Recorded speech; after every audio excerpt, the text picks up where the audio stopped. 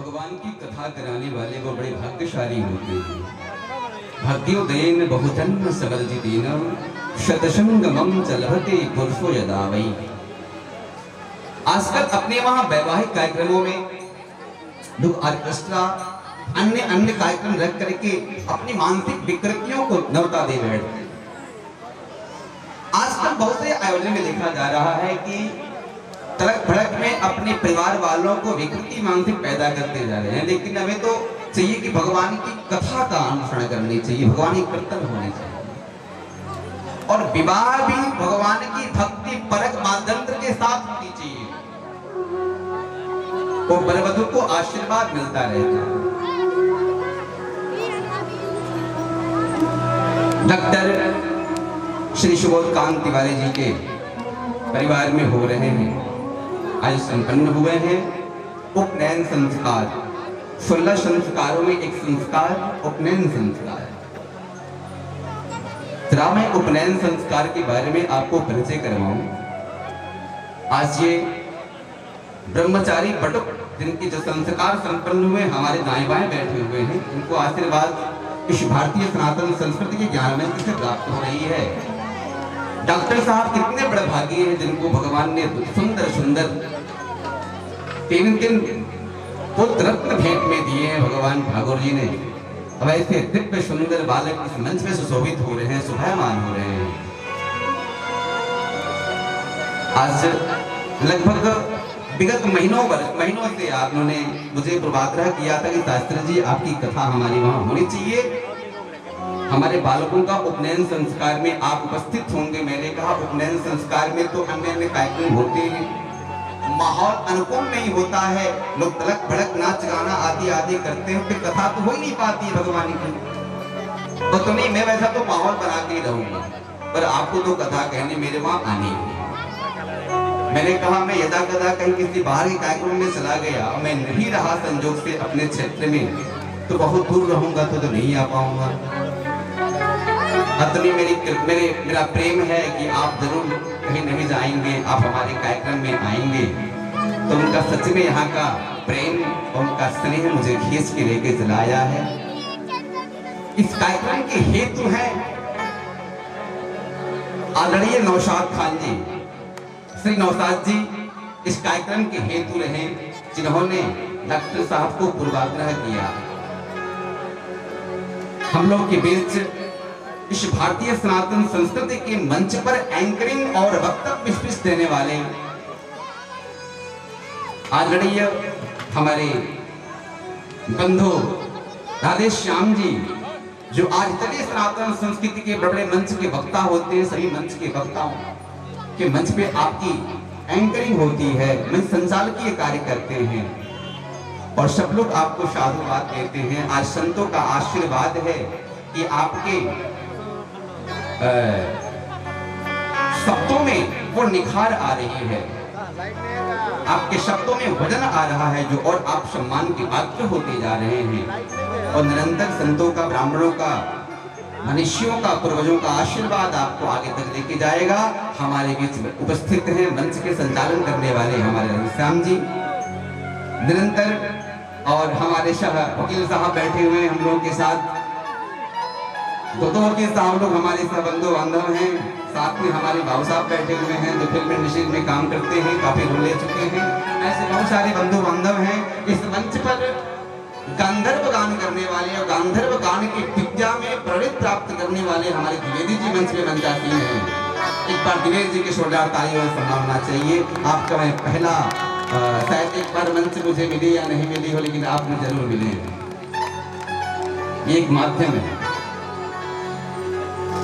सभी पात्र कलाकारों को साधुवाद है, जो गंधर्व गाने में प्रेरित हैं, इनको साधुवाद के साथ साथ मैं उपनयन संस्कार की तरफ आपको ले चलूं। हमारे वहां कुल 16 संस्कारों में एक संस्कार क्या है? उपनयन संस्कार। उपनयन का अर्थ क्या होता है? उपनयन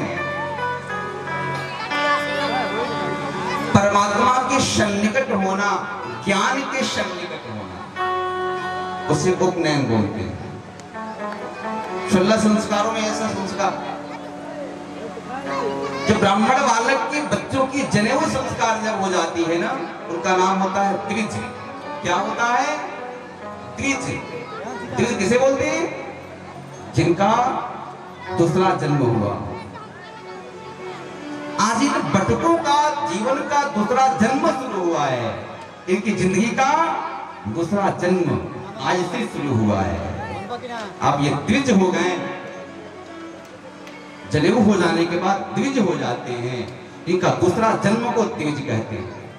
अब से इनको विद्या और ज्ञान की प्राप्ति करने का सुगम रास्ता मिल गया, क्योंकि वेद माता गायत्री ने इनको जनेऊ संस्कार से संस्कारित करके ये संस्कारवान बना करके अब ये गायत्री उपासना करेंगे। इनको गायत्री मंत्र मिला गायत्री मंत्र इन्हें प्राप्त हुई है। इन गायत्री मंत्र के द्वारा इनके ज्ञान का उदय हुआ। सूर्य उपस्थान और वेदमाता गायत्री का जप इनकी विद्या में, इनके विवेक में, इनके ब्रह्म वर्चस्व में प्राप्ति का उदय होगा। और निरंतर ये संध्योपासन करेंगे और ब्रह्मचर्य का पालन करेंगे। जो शास्त्र में विहित है वो शास्त्र कर्मों को पालन करेंगे तो सदैव इनके जीवन में प्रकाश ही प्रकाश होगा और बहुत आगे बढ़ेंगे। इसलिए हमारे वहाँ ब्राह्मण परिवार में 16 संस्कारों में एक संस्कार है यज्ञोपवीत संस्कार। यज्ञोपवीत को जनेऊ बोलते हैं, प्रतिबंध बनते हैं, मोड़ीबंध बोलते हैं, वो ब्रह्मसूत्र बोलते हैं। ब्रह्मसूत्र, व्रतबंध, मोड़ीबंध, यज्ञोपवीत, उपनयन, इतने सारे नाम दिए गए। वो ब्रह्मसूत्र, यज्ञ सूत्र उस जनेऊ का नाम है। और ये जनेऊ जो हम पहनते हैं वो बाएं भाग की तरफ होता है और हमारे हृदय से लग के वो हमारे कमर कटी तक पहुंच जाता है। जो हमारे हृदय में हार्ट की जो परेशानी होती है उसे नियंत्रित करता है। 3 धाव का सूत्र होता है वो सात्विक, राजस और तामस, ब्रह्मा, विष्णु और महेश के प्रतीक ये 3 सूत्र होते हैं। देवऋण, पितृऋण और मनुष्य ऋण से ये ठीक होता है जनेऊ संस्कार। जनेऊ का पालन करने पर, इनके पहनने पर प्रेत आदि, भूत आदि इनको दूर से देख के दंडवत करके दूर चले जाते हैं। तो जनेऊ का सम्मान करता है। आज तो देखते हैं जनेऊ पहने हुए हैं, उनका नियम विचित्र है और उनके शरीर पर भूत सवार है, प्रेतात्माएं सवार है। क्यों भाई? क्योंकि आप जनेऊ का पालन नहीं कर पा रहे हैं। आप केवल धागा मात्र पहने हुए हैं, पर जनेऊ के संस्कार परिवर्तन में आप नहीं हैं।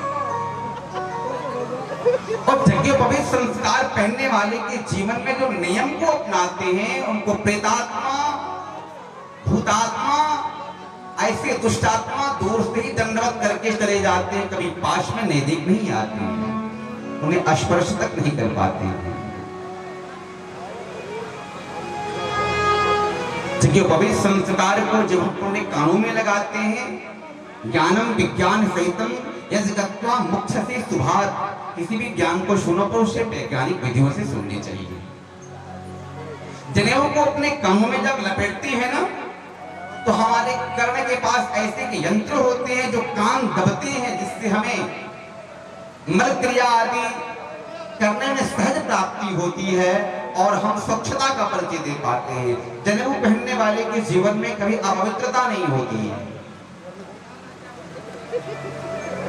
कभी गलत काम नहीं कर सकते हैं, कभी उनका ब्रह्मचर्य भंग नहीं हो सकता है, कभी वो झूठ नहीं बोल सकते हैं, कभी असत्य के रास्ते पर चल नहीं सकते हैं। जबकि पवित्र बड़ी महत्व है, पर हम उसको महत्वशील बनाकर इसका सम्मान करेंगे तब। तो जनेऊ, आजकल तो जनेऊ का सम्मान लोगों ने खो दिया है। शादियां होती हैं तब बर को शादी के समय ही वो जनेऊ पहना के विवाह कर लेते हैं, लेकिन पहला नियम, पहला संस्कार तो उपनयन संस्कार ही है भैया, तब विवाह संस्कार होता है। पहले जनेऊ पहनते हैं तभी तो फिर हम विवाह कर पाते हैं। विवाह पहले नहीं, पहले जनेऊ पहनते हैं। लेकिन आजकल लोग जनेऊ तो कब करते हैं, जब उम्र की आधी उम्र आज के डेट में बीतने लगती है, तब वो जनेऊ विवाह के समय पहनते हैं। जबकि ऐसा नियम नहीं। उपनयन संस्कार हमारे जीवन में जो प्राप्त है, जो परिणित है, इसका सम्मान करना हमारा परम धर्म है। हम सम्मान करेंगे तो ये हमें सम्मान करेगा, हमें रक्षा करेगा अपने जीवन में।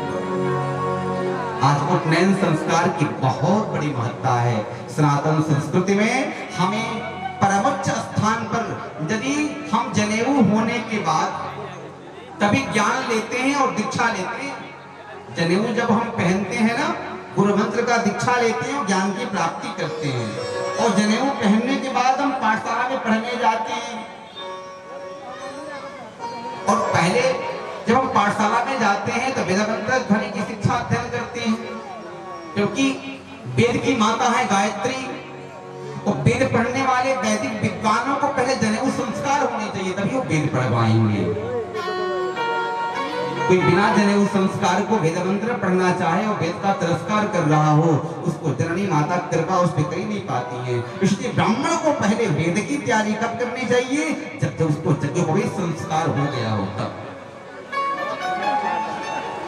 इसलिए हमारे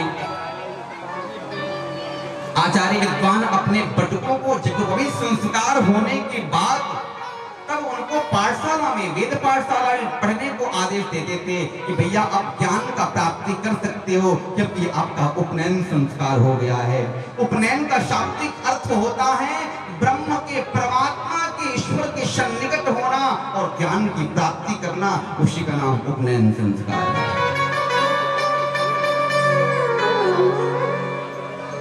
आइए हम कथा मन से, शरीर से तो बैठे हुए कथा पंडाल में,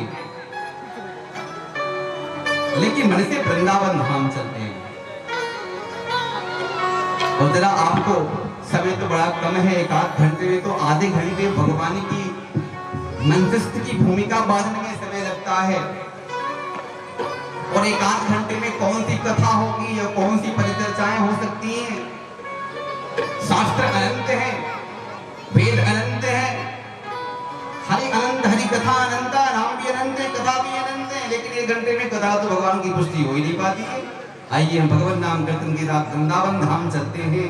शरीर से बैठे हुए हैं कथा पंडाल, लेकिन मन से वृंदावन धाम चलते हैं। मेरा मन पंछी चाहे, मेरा मन पंछी चाहे, उड़ वृंदावन जाऊं, ब्रज की इन पावन गलियों में राधे राधे गाऊं।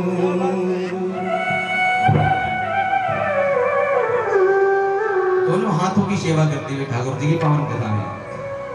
मेरा मन पंछी चाहे,